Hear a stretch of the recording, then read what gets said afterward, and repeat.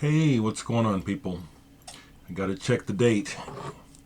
It looks like it is the 14th of May, Tuesday. Things just keep flying by. How y'all doing?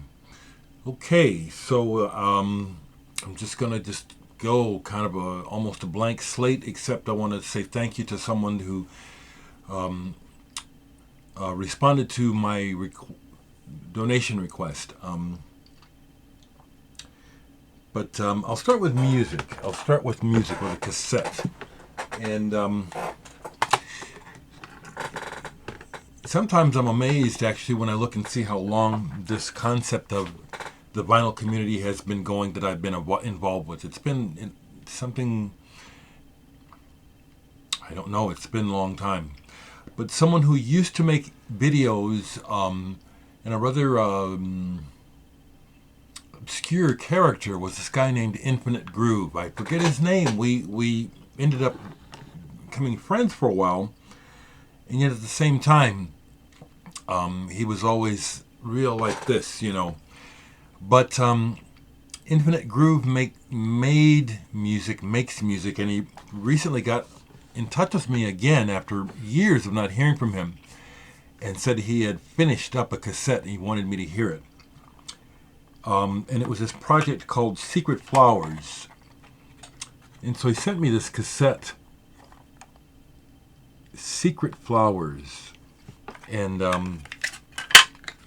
it's an ambient, it's a drone ambient piece. It's really, really good. There's no contact information here. I don't know how to tell you to get a hold of this right now. If you see this Infinite Groove and you want people to buy this, let me know how to direct them to you. It's real. It's beautiful and it's not dark, and it's names are escaping me. Who to a little bit of Boards of Canada, not really, but that gauzy, melodious sort of enveloping feel that you hear in some of their music is what I hear in this. I do hear the Eno element. You know, it's beautiful. So I'll just share that Infinite Groove made a cassette called Secret Flowers, and it's good. It's good. I also recently asked online, because I just know that it's okay to do this, you know, just to ask for things, you know. There is a lot of surplus in this world. There are a lot of people who have things that they're not using or don't need. And so consequently, because I'm on a very limited income, I'm not beyond asking. And my two laptops died. One I had for maybe 20 years fell apart literally on a gig just as I was about to use it and couldn't play the gig. And my other one, the screen died on it. But that one is also so old that it wouldn't make any sense to get it repaired because it's just about dead. So, and then a nameless friend, but someone I consider a friend, I used to play music with, her husband, responded when I said I needed a donation of a laptop computer to run backing tracks on shows. Well, she blessed me because she donated what I've been needing for years, which is a freaking MacBook Pro. This is exactly what I've been needing. For years I've been needing this, and just, you know, money comes so piecemeal I could never put the money together to get one. What a blessing. So I wanted to share that. People ask me about punk rock, and someone said, let me see your Black Flag collection, and my response is, that's just really presumptuous to assume that because I like punk rock that I must own Black Flag. Well, I've seen Black Flag, seen him twice, hung out with Henry. I have a signed poster from him, which he didn't want to sign, but we hung out and talked so long that he, you know, it was obvious it's cool to sign this. This is not some fake bullshit.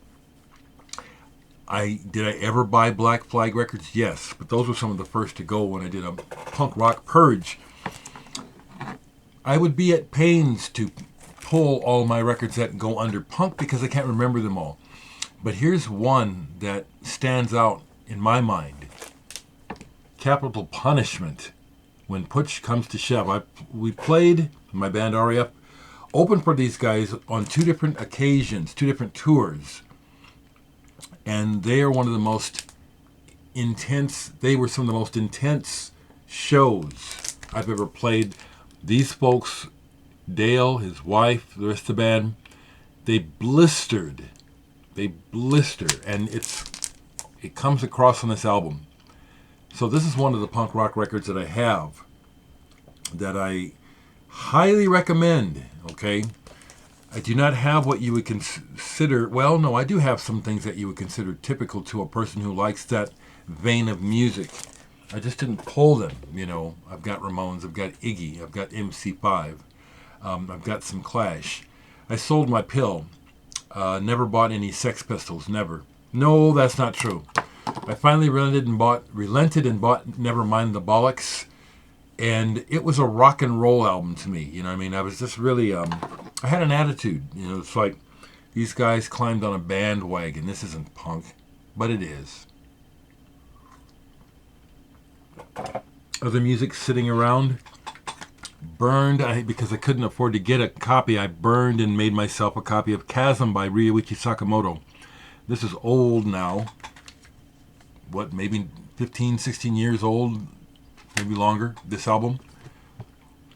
But he recently released a brand new version of Undercooled off of here. This man is, to me, just one of my most favorite musicians. Just pretty much everything about his musical aesthetic really resonates with me. Feeling, depth, reflectiveness, elegance, intelligence. I love it. My brother was over yesterday, Mother's Day. My mother's been gone for a long time. But we visited on Monday and reflected a little bit on the past and Mother's Day. And while I was visiting, we listened to some Charlie Parker. Not this particular one, but I'm showing one of my Charlie Parker albums. My dad did not know Charlie Parker, but I know that my dad went down to Kansas City on more than one occasion I'm pretty sure, to experience Charlie Parker play. You know, people send me messages in different forms, and I don't always respond.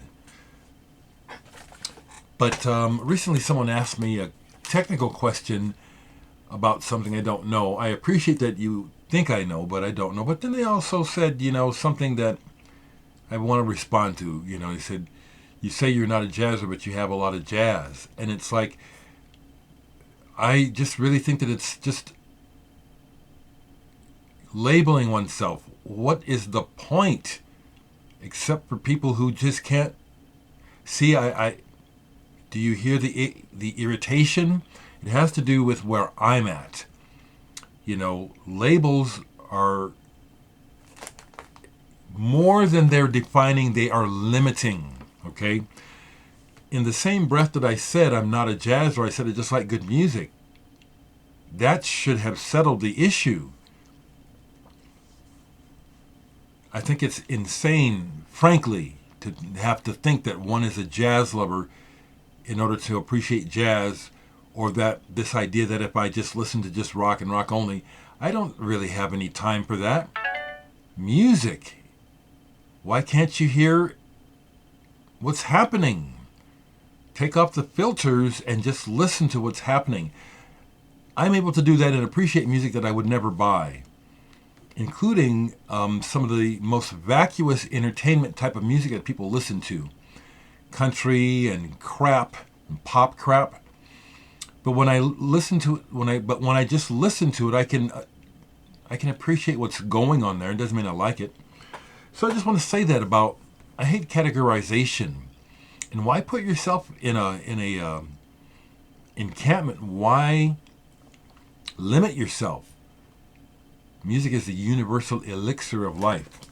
Here's another very cool Charlie Parker album I have that's on the ESP label, Broadcast Performances.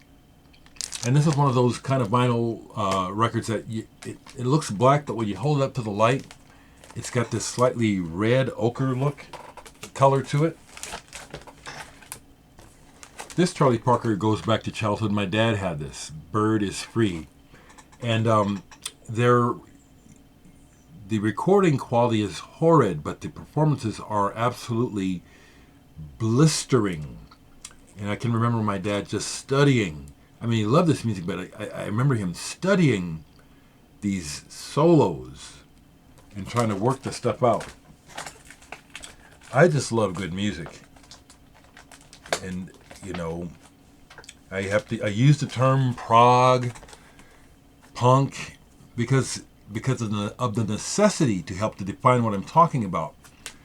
But the bottom line is I just like good music. So I forget the person's name, but here's an album that was sent to me not that long ago that I listened to again recently. And of course, things like this you have to come back to for them to really come into perspective. This is some kind of post-rock band. I really like this, okay? Lake of Violet, the startling testimony of plumb lines. Thank you, whoever sent this to me. This is nice. It fits in somewhere in the same sort of school of playing as Pelican. Long, drawn out, grand. There's a grandness of gesture that you hear in the way they're playing. Can't make out the words, but I like the feeling.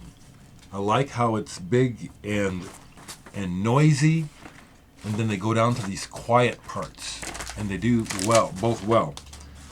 So, Lake of Violet is something that is new to my collection that really good. Really good. I also want to say, for the record, that if anyone here has sent me music and I reviewed it too quickly before truly appreciating it, I want to apologize because that happens, okay? But, I'm only on a finite amount of time and energy, etc. And some of these things I do go back to and discover how good they are and how I missed it at first, So that'll probably happen again with some things.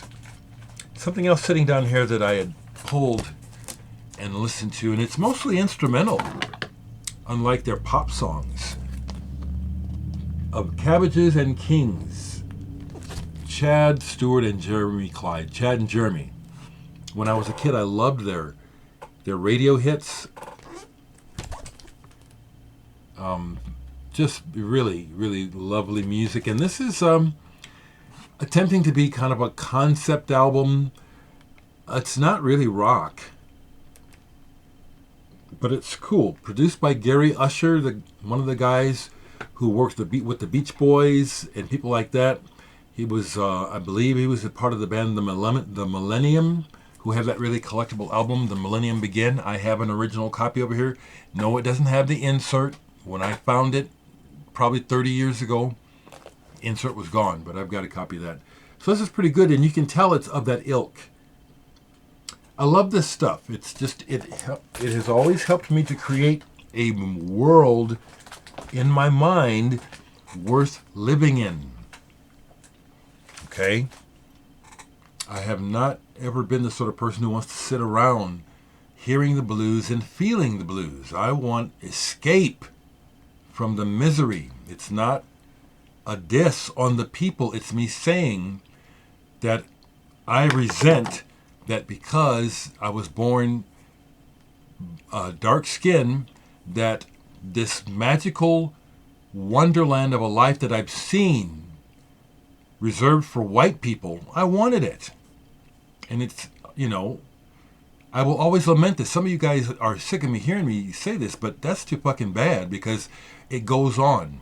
It's just unfair the way life is. That, it is. It's unfair. And so that's a big part of why the music played the role that it has. I love the music actually, but it was also me saying, I want this.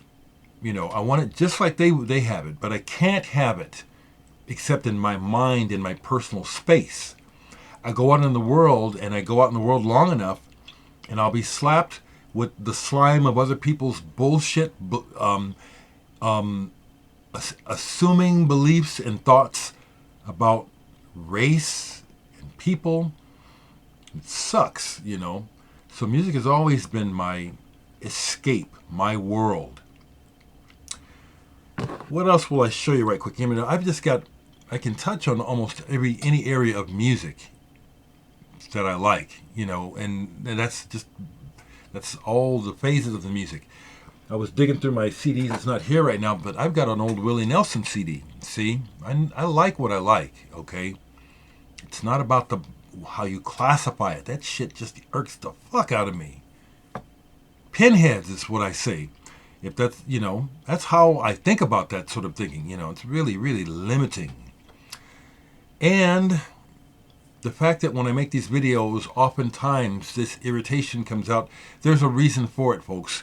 And it has to come out, and don't take it personally. Try to understand a person like myself, why I might be like this, and why everything isn't just sugar and spice and everything nice all the time, and why I won't pretend that. I will share with you good things. I'll share with you my honest thoughts. But being who I am in this world, especially now under this current mad administration, it's really sad. The world is very, very, very sick. Very sick. And I think it's important that message goes out, even more so than you hearing about what I like musically.